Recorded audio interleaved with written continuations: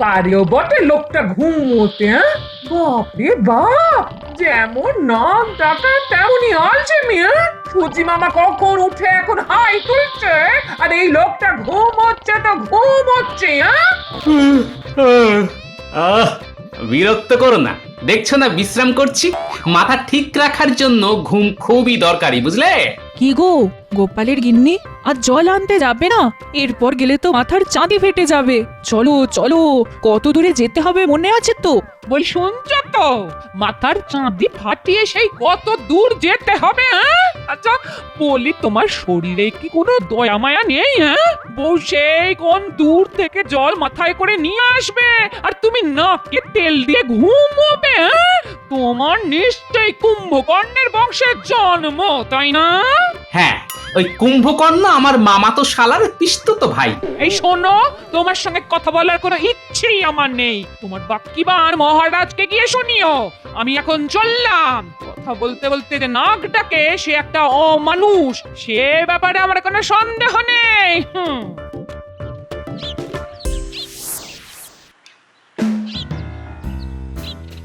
কি গো গোপালের গিন্নি, আজ এত দেরি হলো?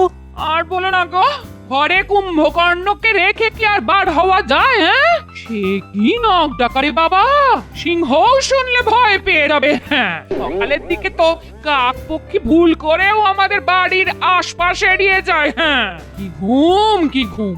গো, জল আনতে যাচ্ছ? আমিও যাচ্ছি। চলো চলো চলো, একসঙ্গে যাই। আজ বড্ড দেরি হয়ে গেল। আসলে বাপের বাড়ি থেকে অনেক লোক এসেছে, তাদের সকালের খাওয়া খাইয়া এখন সময় পেলাম জল আনার। চলো চলো চলো, আজ খুব দেরি হয়ে গেল গো। হ্যাঁ রে, তোর খোঁপায় ওটা কি রে? কে দিল রে? নিশ্চয়ই হারান।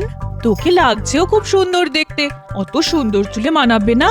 ও গোপালের গিন্নি, এবার তোমার কর্তাকে বলো একটার উপর কাঁটা দিতে, মানাবে খুব। আমার কথা তো বিয়ের পর থেকে আমার দিকে ফিরেও তাকান, আর তিনি দেবেন রূপর কাঁটা। হ্যাঁ? কি বলবো আর তোমাদের, ওরকম হাড়কেট লোক আমি জীবনে দুটো দেখিনি বাবা। হ্যাঁ,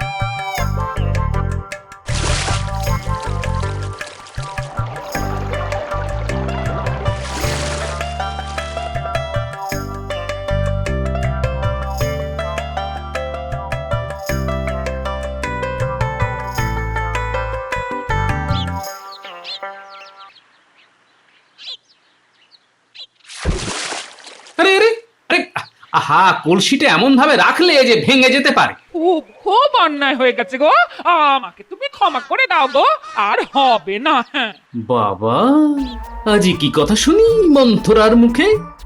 এই রোদে জল নিয়ে এসে কোথায় মুখ ঝামটা মারবে তা নয়, উল্টে মিষ্টি করে কথা বলছে। না না, ক্ষমা চাওয়ার কি আছে? তুমি কি আর ইচ্ছে করে করেছো? ভারী তো একটা মাটির হাড়ি, তার জন্য এত করে বলার কোনো দরকার নেই গিন্নি। মাটি বলে কি কোনো দাম নেই? হ্যাঁ, আজকাল মাটির দামও সোনার কাছাকাছি। হ্যাঁ, এই দেখো, আমি কি জানি না কত কষ্ট করে তুমি সংসার চালাও। হ্যাঁ, না না না না, নির্ঘাত কোনো ধান্দা আছে। ঠিক আছে, তুমি ডালে ডালে গেলে আমিও পাতায় পাতায় চলি। বলে ফেলো ধান্দাটা শুনি। ভাগ্যিস আমার ঘুমটা ভাঙিয়ে দিলে, নইলে যে কি কাণ্ড হতো। এমনিতেই রাজসভায় যেতে রোজ দেরি হয়ে যায়, আজ তো যেতেই পারতাম না, যা দেরি করে ঘুম থেকে উঠলাম। বাপরে বাপ, আজ হারানের বউয়ের চুলে দেখলাম একটা ভারী সুন্দর রূপোর কাঁটা।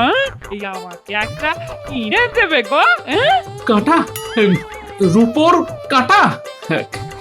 হারানের বউয়ের চুলে? আমাকে আমাকে একটু জল দেবে গিন্নি? বুকটা না কেমন যেন ধরপর ধরপর করছে, শরীরটা খারাপ লাগছে। বৈদ্যকে একটু ডাকবে নাকি গো?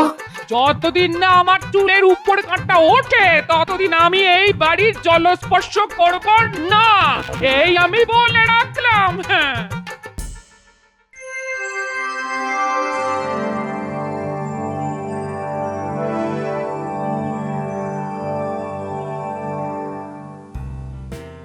আজ গোপালকে এত শুকনো শুকনো লাগছে কেন? বাড়িতে কি কোনো অশান্তি হয়েছে? মহারাজ, গোপালের খাবার যা চাহিদা তা মেটাতে গেলে প্রত্যেক সংসারেই অশান্তি লাগবে। মহারাজ, আমি স্বীকার করছি আমার পেটটা একটু বড়। তার জন্য কি আমি দায়ী মহারাজ? ভুল বললে গোপাল, তোমার একটা পেট নয়, কম করে 10টা পেট ওই জ্বালাটার মধ্যে ঢুকে আছে। না না না, তুমি এভাবে কাউকে অপমান করতে পারো না মন্ত্রী। গোপাল খেতে পায়, তার জন্য দায়ী নিশ্চয়ই ও নয়। মহারাজ, মন্ত্রী মশাই জানেন না যে আমাকে কত কষ্ট করে খান 12টা পেট চালাতে হয়। তুমি কি লঙ্গরখানা খুলেছো নাকি? না, ঠিক তা নয় মহারাজ। আমার নিজের 10টা পেট, আমার গিন্নির একটা পেট, আর ওই নাতি নাতনি নিয়ে মোট 12 থেকে 14টা পেটের ভাতের জোগাড় করতে হয় মহারাজ। কি করে করি তা কেউ কল্পনাতেও আনতে পারবে না মহারাজ। তুমি কটা পেট চালাও তা জেনে মহারাজের কি লাভ? হ্যাঁ, তুমি কি মহারাজের কাছে তোমার মাসোহারা বাড়াতে আর্জি জানাচ্ছ নাকি? করতেই হবে না। অন্তত মহারাজকে আমি অনুরোধ করব তিনি যেন তোমার ওই আর্জি মেনে না নেন। আপনি যে মুখ দেখেই মনের কথা বুঝতে শিখেছেন তা জেনে খুবই পুলকিত হলাম। মহারাজের যদি মন্ত্রীকে এখন থেকে বাইরে একটা বসার জায়গা করে দেন, তাহলে ওই মানুষের ভাগ্য গণনা করে মনে হয় একটু বাড়তি রোজগার হয় মহারাজ। আর অন্য পথে রোজগারের কথা ভাবতে হবে না। মহারাজকে আমি কিছুতেই গোপালের ফাঁদে পড়তে দিতে পারি না। মহারাজ, গোপালকে এই সাহায্য করলে আমি কিন্তু আর রাজসভায় আসবো না। মন্ত্রিত্ব ছেড়ে দিতেও আমি রাজি আছি। না না গোপাল, দেখছো তো রাজসভায় তোমায় নিয়ে কেমন তর্ক হচ্ছে, আর আমি রাজা হয়ে এই বিতর্কের মধ্যে মোটেই থাকতে চাই না। আপনার অবস্থা আমি বুঝতে পারছি মহারাজ। আমার সমস্যাটা দেখি কি করে সমাধান করি। তবে আপনাকে এর মধ্যে আমি আর জড়াবো না, এই কথা দিলাম আপনাকে মহারাজ। দেখো গোপাল, তোমাকে আমি খুব ভালোবাসি, তাই খালি হাতে তোমায় ফিরিয়ে দেব না, কিন্তু সেটা ধারও নয়, দানও নয়। বুদ্ধি করে যদি আমার কাছ থেকে মোহর জোগাড় করতে পারো তো আমি বুঝবো তোমার এলেম আছে। মোহর তখন আমি তোমাকে দেব স্বেচ্ছায়, হাসতে হাসতে। সবই আমার কপাল, শেষ পর্যন্ত মহারাজকে ঠকিয়ে উপার্জন করতে হবে আমার।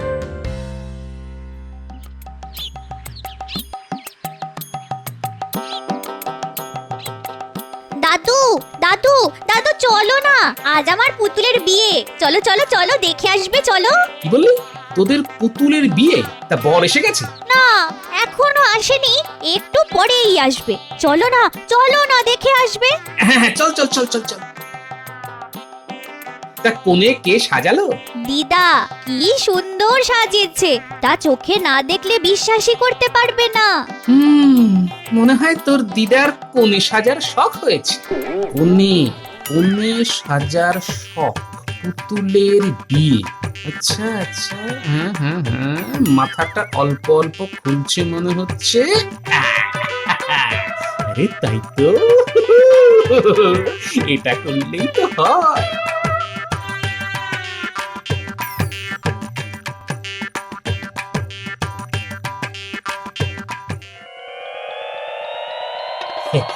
বাহ, কি সুন্দর তোর দিদা কোণে সাজিয়েছে রে, খুব সুন্দর, একেবারে যেন দিদাই। আর আর বর কোথায় গেল? বর বর বললাম না, বর এখনো আসেনি, এক্ষুনি এসে যাবে। দাঁড়িয়ে দেখে যাও না, তবে বরকে না একদম তোমার মতো দেখতে। হ্যাঁ, বলিস কি রে? বরকে দেখতে আমার মতো? কে বর সাজিয়েছে বলতো? দিদা শিখিয়ে দিয়েছে, আমরা তৈরি করেছি। তা তোর দিদার বোধহয় আবার আমাকে বিয়ে করার শখ হয়েছে।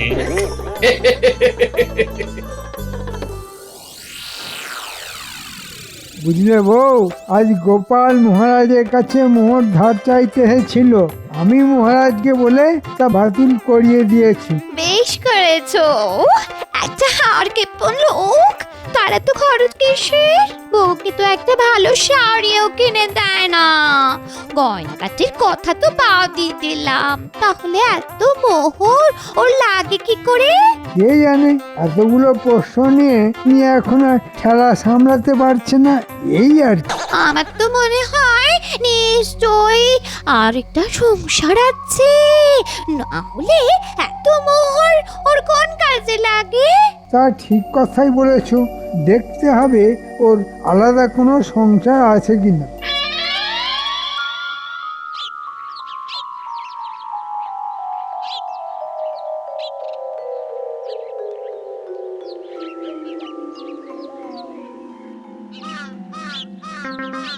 কি ব্যাপার গোপাল, তোমাকে এত অস্থির লাগছে কেন? হবে না, বুদ্ধি লড়াই লড়তে গেছে আপনার সঙ্গে, আমি থাকতে পেরে উঠবেন না, তাই এত অস্থির হয়ে আছে। হ্যাঁ, তাই নাকি গোপাল? তা তোমার এত বুদ্ধি, আমার সঙ্গে না হয় নাই বা পারলে, তাতে কি যায় আসে? আগে আপনার সঙ্গে বুদ্ধিতে আমি কখনোই পারবো না, বিশেষ করে মন্ত্রী মশাই যতক্ষণ আপনার পাশে আছেন সেটা আমি জানি। কিন্তু আমি একটা অন্য ব্যাপারে খুব ব্যস্ততার মধ্যে আছি মহারাজ। মহারাজ, দেখুন গিয়ে গোপালের অন্য কোনো সংসার আছে কিনা। এ কি বলছো তুমি মন্ত্রী? গোপালের আরেকটা সংসার আছে? না না না না, এ হতেই পারে না। মহারাজ, আমার মনে হচ্ছে মন্ত্রী মশাইয়ের বুদ্ধির উন্নতি হয়েছে। কিভাবে এটা হলো তা খুবই রহস্যের ব্যাপার মহারাজ। কল্পনা শক্তি যে আপনার মন্ত্রীর এত প্রবল তা আগে জানতাম না মহারাজ। তোমার ওই কুমড়ো পটাশ মাথায় যদি ঘিলু থাকতে পারে, আমার থাকবে না কেন? আমায় ফাঁকি দেওয়া অত সোজা কাজ না মহারাজ। শোনো, তোমাদের এই সব কথার মারপ্যাচ আমি কিন্তু কিছুই বুঝতে পারছি না। আমায় খোলসা করে বলো তো গোপাল, মানে তোমার সমস্যাটা কি? মহারাজ, অপরাধ নেবেন না, আমি না মানে ওই ওই আর কি, মানে বিয়ে করছি মহারাজ। বলেছিলাম মহারাজ, আমার ভাবতে লজ্জা লাগছে, এই বয়সে গোপাল আবার বিয়ে করতে যাচ্ছে। ছি ছি ছি। গোপাল, সত্যি করে বলো, এটা সত্য না রসিকতা? মহারাজ, আমি মিথ্যে কথা বলি না, সত্যি আমি বিয়ে করছি, এবং কালকেই। একেই বলে ভীমরতি, বুড়ো বয়সে এই রোগটা হয়। মহারাজ, এই অনাচার আমি মানতে পারছি না, হয় গোপাল এখানে থাকবে নয় আমি। কে থাকবে সেটা আপনি ঠিক করুন। এই, তুমি থামো তো মন্ত্রী, আমি গোপালকে প্রশ্ন করেছি, এই বয়সে আবার বিয়ে? একটু কেমন কেমন লাগছে যেন। আসলে মহারাজ বলতে পারেন কিছুটা বাধ্য হয়েই এই বিয়েটা আমায় করতে হচ্ছে। বিশদে সব খুলে বলবো, এখন নাই বা বললাম, তবে এটা সত্যি যে আমি আবার বিয়ে করছি মহারাজ। কেন কেন কেন বাধ্য হয়ে কেন? বিয়ে আবার কেউ বাধ্য হয়ে করে নাকি? কখনো কখনো করে, কখনো কখনো, সেটা শুনলে বুঝতে পারবেন।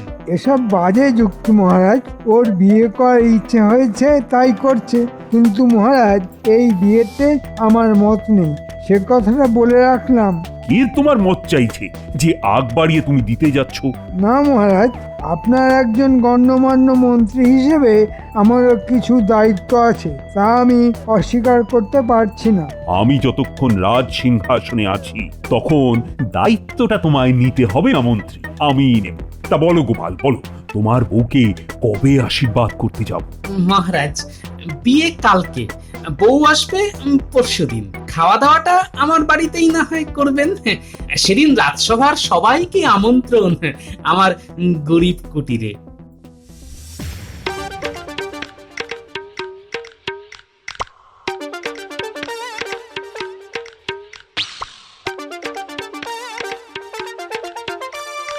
আরে গোপাল যে, শোনো শোনো শোনো, এদিকে এসো, এদিকে এসো। শোনো, মাছ কিনতে গেলে না আমার কাছ থেকেই কিনতে হবে, বুঝেছো?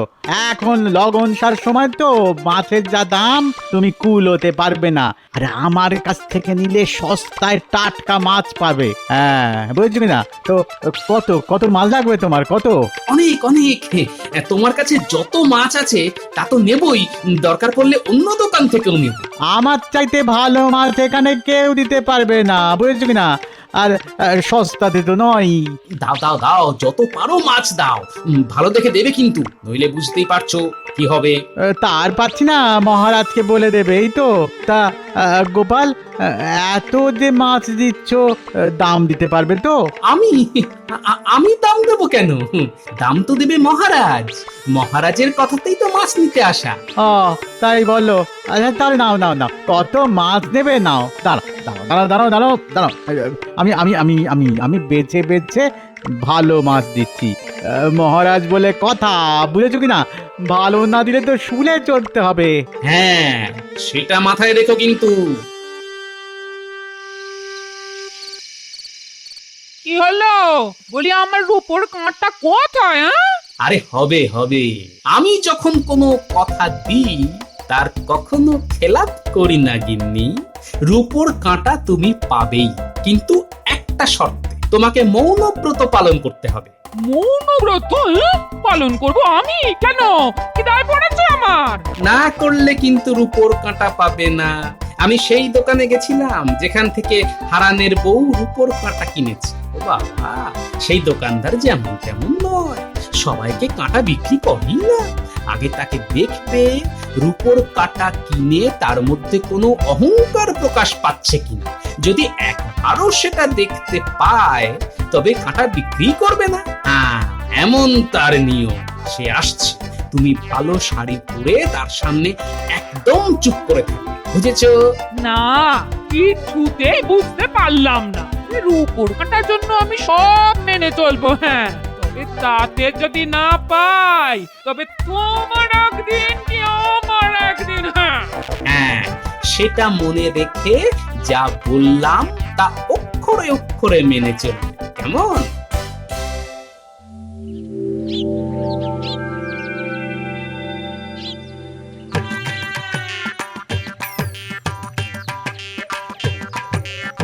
এই সন্তরা, আজ দিদা মৌনব্রত পালন করবে। তোরা একটা কাজ কর, দুটো কলা গাছ আর ঘট এনে বাড়ির সামনে লাগিয়ে রাখ। ওটা দিলে দিদার পুণ্যি হবে। এই গুলটে ন্যাপলা, যা তাড়াতাড়ি দুটো কলা গাছ এনে ঘট সাজিয়ে বাড়ির বাইরে রেখে দে তো।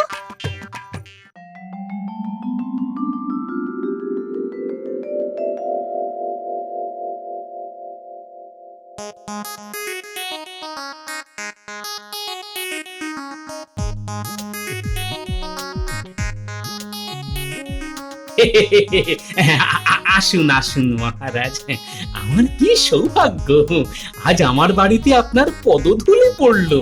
ঠিক আছে ঠিক আছে, আমার সঙ্গে এতটা বিনয় না করলেও চলবে। তা দেখি দেখি তোমার বউয়ের মুখটা আশীর্বাদ করতে হবে তো। এদিকে আসুন মহারাজ, এদিকে আসুন। আরে লজ্জার কি আছে, তুমি গোপালের বিয়ে করাবো। এই নাও 100 সোনার মোহর, আমার তরফ থেকে এই উপহার দিয়ে তোমায় আশীর্বাদ করলাম। কি হচ্ছে কিছুই তো বুঝতে পারছি না। হ্যাঁ যাক বাবা, সোনার মোহর দিয়ে একটা রূপোর কাঁটা হবে না? নিশ্চয়ই হবে, নিশ্চয়ই হবে। গোপাল, তোমার বউকে বলো ঘোমটা সরাতে। এই মুখটা তো দেখি একবার। এবার মুখটা দেখাও বউ, স্বয়ং মহারাজ তোমার মুখ দেখতে চাইছেন। এবার ঘোমটাটা সরাও। এ কি গোপাল, এ তো তোমার পুরনো বউ, কিন্তু তুমি যে বললে আবার বিয়ে করেছো। মহারাজকে ডেকে নে, তুমি কি আমাদের সঙ্গে মস্করা করছো? মহারাজ, এর একটা বিহিত হওয়া দরকার। গোপাল, এটা তুমি কি করলে? আরে লজ্জায় যে আমার মাথাটা হেঁট হয়ে গেল। কেন মহারাজ, আপনার মাথা হেঁট হবে কেন? আমি তো আপনাকে বলেছিলাম আমি বিয়ে করছি। একবারও তো বলিনি পাত্রীটিকে। আপনিই বলেছিলেন বুদ্ধিতে আপনাকে পরাজিত করতে পারলে আমার প্রয়োজনের তুলনায় বেশি মোহর পাবো। আপনি মহান, নিজেই স্বীকার করুন। আমি কি কোনো তঞ্চকতার আশ্রয় নিয়েছি মহারাজ। তোমার সঙ্গে বাজিতে পরাজিত হতে আমার কোনো লজ্জাই নেই, বরঞ্চ এটা ভেবে আনন্দিত হচ্ছি একজন প্রকৃত বুদ্ধিমানের কাছে আমি হার স্বীকার করেছি। না না না না, তোমার তুলনা একমাত্র তুমি গোপাল। আরে তাড়াতাড়ি বলো, তোমার মাছের দাম কত পড়েছে? নাও নাও, এই 5 মোহর। এটা কিন্তু একটু বেশি দিলাম। দামের কথা পরে হবে, আগে বলো তো মহারাজ মাছ খেয়ে কি বললেন? মহারাজ বললেন, তো মাছ নয়, মনে হচ্ছে রসগোল্লা খাচ্ছি। একেবারে খাঁটির উপর কাঁটা দেখাও তো ভাই। গিন্নির জন্য নেবে তো তাহলে এটা নিয়ে যাও, একদম খাঁটির উপর, কিচ্ছু মেশানো নেই, দাম কিন্তু একটু বেশিই পড়বে। আরে দামের কথা তুমি বলবে কেন? বলবো তো আমি, সোনা দিয়ে রূপো কিনছি, তাতে বলছো দাম একটু বেশি পড়বে? এই নাও সোনার মোহর, এবার কাঁটাটা হাতে দাও, গিন্নির চুলে পরিয়ে দিয়ে আসি।